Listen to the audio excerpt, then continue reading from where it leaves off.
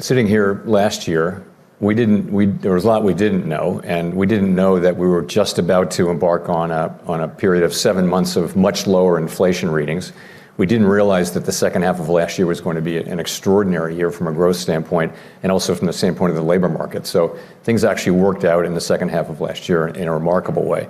Then, as you know, in the first quarter of this year, we continue to have solid growth in the first half, actually, solid growth, and a labor market that's still strong, although we've seen a continued rebalancing in the labor market. And inflation, after pausing in the first quarter, now shows signs of resuming its disinflationary trend. So it's a little bit different journey. So where that leaves us is we've made quite a bit of progress in bringing inflation back down toward target. While the labor market has remained strong and growth has continued, we want that process to continue. I think the last reading and the one before it in inflation, the one before it to a lesser extent, do suggest that we are getting back on a disinflationary path.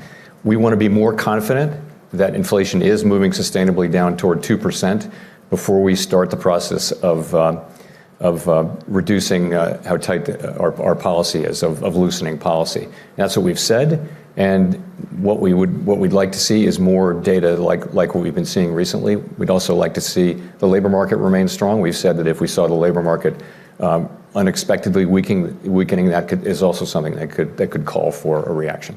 How much more confident do you want to be? The PCE number 2.6, that wasn't too bad that we got last week. That's right. So we're actually on a 12-month basis. We're actually at 2.6, both headline and core for inflation, and that represents really significant progress. I think we peaked at 5.4% in core, and the same thing has happened in headline. We've gone from 7.1 to 2.6. So yes, we've made a lot of progress.